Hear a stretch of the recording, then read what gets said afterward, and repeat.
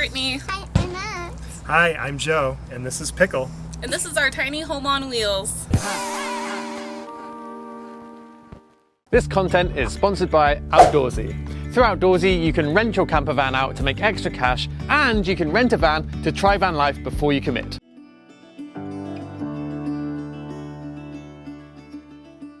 So our van is a 2013 Mercedes Sprinter. We chose the Sprinter because it's about the longest van that we could get, and we like the fuel economy that the diesel offers. I've also got a lot of experience working on diesels, which kind of helps. We also like that I can stand all the way up inside. I'm about 6'2". When we bought the van, it was just a cargo van, so there was nothing inside. It was just kind of the metal shell. We've been living in the van full time for almost 2 years now. We're really glad to have that opportunity to spend so much time together, the three of us. So yeah, here's our van. So when you first walk into our van, you have our kitchen here. This is our sink, and our whole van was kind of designed around the idea that we wanted an outdoor shower. So here's our sink. It's about 15 inches. We like it. It's a good size for us. All of our pots and pans fit into it. But the cool thing is you spin this around and turn on the water, and you got an outdoor shower right there. So under the sink we have our water and our gray water. We have two 6-gallon freshwater tanks. We can fill up any potable water station, national forest. Sometimes we go to the grocery store at the water kiosk. It's 25 cents a gallon. We know we're getting good clean water. We also have a 5-gallon gray tank. It does have a valve, so we can dump it anywhere. We use biodegradable soap, so it's not an issue for us. For our stove, we have a built-in 2-burner propane stove. The bottom is glass, this is metal. It doesn't really make any noise when we're driving. We haven't had any issues with it besides cleaning. It can sometimes be a pain. We do have our fan right here. When we cook, we have it on exhaust, obviously, so we don't have propane fumes coming into our van. So we have a 7-foot butcher block from Home Depot. We wanted to go with a big counter just because, like I said, we cook all of our own food. We don't really go out to eat, so we wanted a lot of prep space, and then also it affords us a lot of storage underneath. Right here you can see that we have some fruit baskets. We've just been out in the woods for the last 4 days, so we're running low on inventory. We also have our knife right here. It's the only knife we own. Cooking, cleaning, and security. For overhead storage, we have 4 cabinets on this side. We decided not to put anything right here. We just wanted it to feel more open in here. And then so inside, we do have the gas struts that just holds everything open. The only kind of locking mechanism that we have are just these little nubs right here. They go into this doohickey thing. We also have a lip on our cabinets and some sticky mats down there so nothing falls out. This one right here is all of our spices. This is all of our plates, cups, bowls, stuff like that. So down here we have 2 cabinets. One is a fixed shelf pantry. It's full of a lot of gummy bears and a lot of crunchy cheese for our daughter. This one down here we have all of our big bowls, all of our pots, our collapsible dish drainer, which is a game changer in a van, and then we have our slide out utensil drawer. So the fridge that we have is a 120 AC. We went with just a regular dorm fridge. It does draw more power, but for us it cost $150 versus a $1,000 fridge, so it was all about money for us. Inside you can see pretty basic. We can go about a week. On food, we are vegetarian, so we have a lot of produce, so we do go grocery shopping a little bit more often. It does have, it's not even a freezer, it's called a chill chest. It keeps things medium frozen.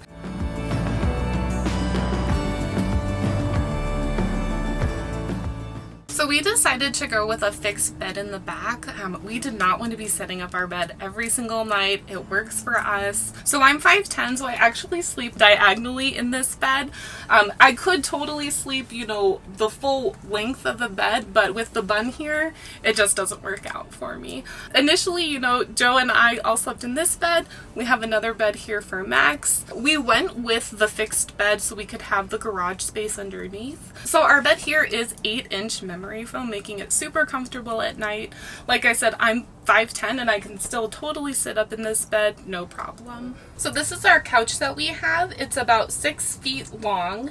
We have a couple cool features of it, like right here you can see we have our laundry chute. So pop it in, throw it in, and forget about it for a month. Right here we do have some extra storage. Mostly our medicine cabinet. Like I said, another cool feature of our couch right here is it also turns into a twin size bed. It's got one lock right there, one right here. And we do have a mattress topper that goes on top of it. Alright, so underneath our couch bed is where we keep all of our electronics. Underneath this main board here, we have 3 AGM gel batteries that power the whole van. They mostly run the fridge, but they also run the lights, the fan, and everything else. To charge those, we have our solar controller. We have 3 panels on the roof. The red switch is for the ACR. That charges the batteries off of the alternator when the van is on. But also, like right now, it's super sunny. We're back charging and topping off the van battery too for the engine. So to complement our kind of main electronic pack underneath the bed there, you gotta know how your batteries are doing and how your solar is doing. This panel tracks our solar. So right now we're making 7.4 amps. And this is our battery monitor. It tracks voltage, battery percentage. This black box here controls our diesel furnace. It vents right from underneath here. It's underneath the front passenger seat. And then this is just a thermometer. So when we first got our van, it was a cargo van. We only had 2 front seats, but Max needed a place to sit. So initially we built a pedestal that bolted through the frame. We had just like captain's chair here basically, but it wasn't a very good use of the space, and we could only essentially use that space while we were on the road driving. And so we talked for a long time about adding a dinette and adding useful space. Step 1 was putting a swivel on the front driver's seat. Step 2 was ripping out the captain's seat, which involved dropping the fuel tank on the van. And then we built this column and a bench seat and added this table. So our top drawer, I'll show you right here, it's 2 shelves, and the bottom shelf here we use for drone charging stuff and things like that. And then the bottom drawer here is where we keep our ice maker, and on a sunny day we'll make half a tray in ice every 9 minutes all day long. So this last compartment underneath Max's bench is all toys, all the way through to the wall. But also this is where the seatbelt attaches down through the frame of the van. If you look right here, the seatbelt bolts into this, and then this bolts through the floor to a piece of angle steel that is wedged between the cross members of the frame. Alright, so right now we have this set up kind of in drive mode, and next I'm going to show you guys lounge mode.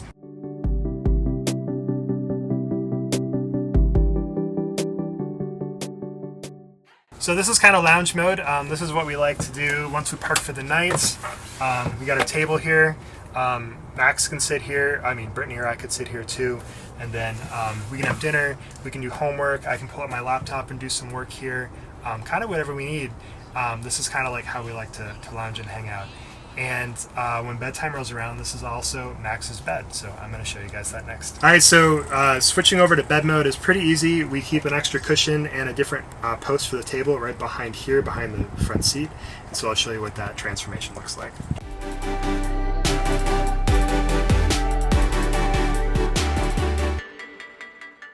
Alright, well thanks for checking out our tiny home. If you guys want to follow along with our adventures, you can follow us on Instagram at migratory_animals. And if you see us on the road, come say hey.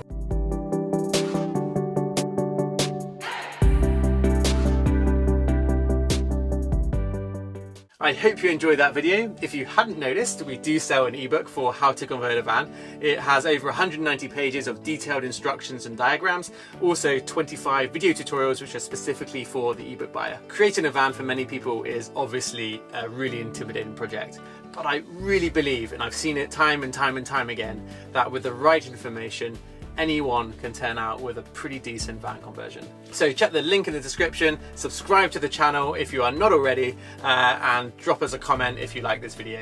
Thanks for watching, and we'll see you next week.